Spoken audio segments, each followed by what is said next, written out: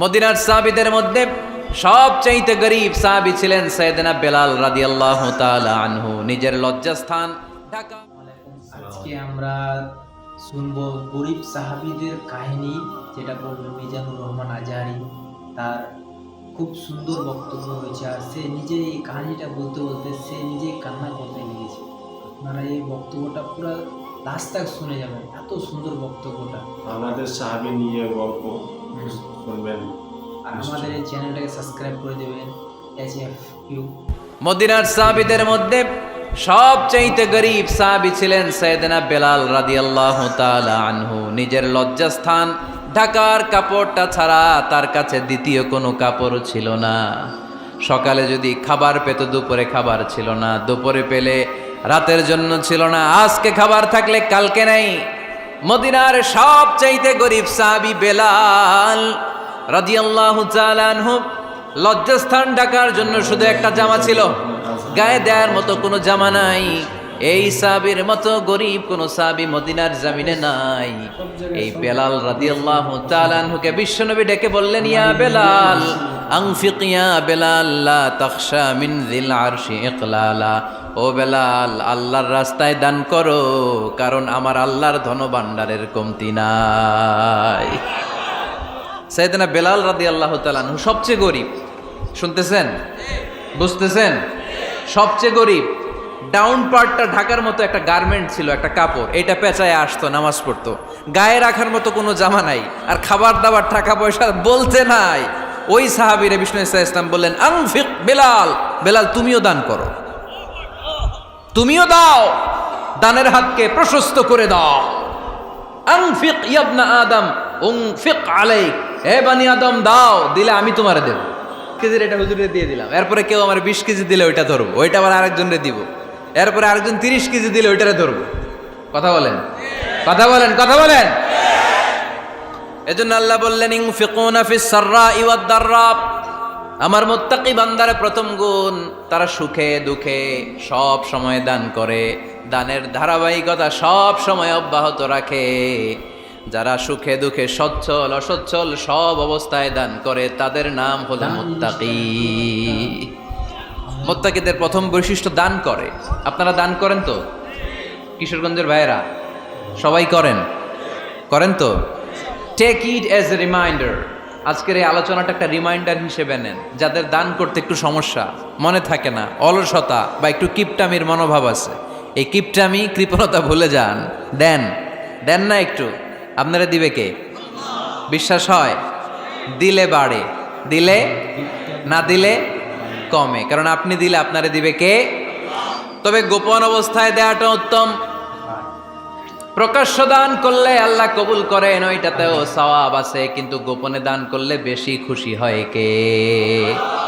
গোপনে দান করলে আল্লাহর রাগ ক্রোধ কমে যায়।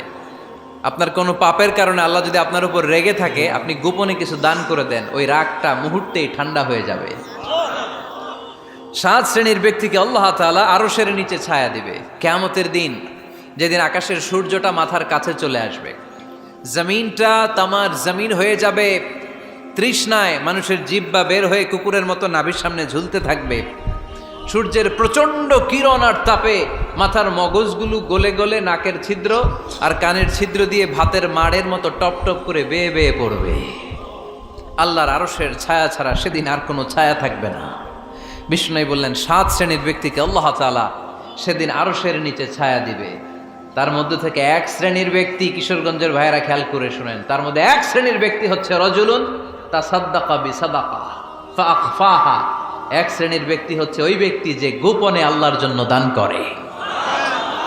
হাত্তা লা তা'লামু শিমালুহু মা তুনফিকু ইয়ামিনু, এমন গোপনে এসে আল্লাহর রাস্তায় দান করে দেয়, তার ডান হাত কি দান করেছে বাম হাত টের পায় না।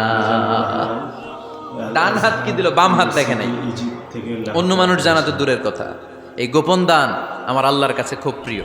এজন্য একটু দান করার অভ্যেস করেন, অল্প করে করেন। আজকে যে এই 5 টাকা দান করে দেন মসজিদে, 2 টাকার নোট থাকলে দান করে দেন, 1 টাকার পয়সা থাকলে দান করে দেন। দান করতেই হবে, কারণ মুত্তাকি হতে চাইলে এই দানের ধারাবাহিকতা কন্টিনিউয়াসলি এটা রাখতে হয়, এটা থামানো যায় না। সময় ভালো বেশি দিলাম, সময় খারাপ কম দিলাম, কিন্তু দিতে হবে। রাজি আছেন? আল্লাকা সিররুন ইনদাল্লাহ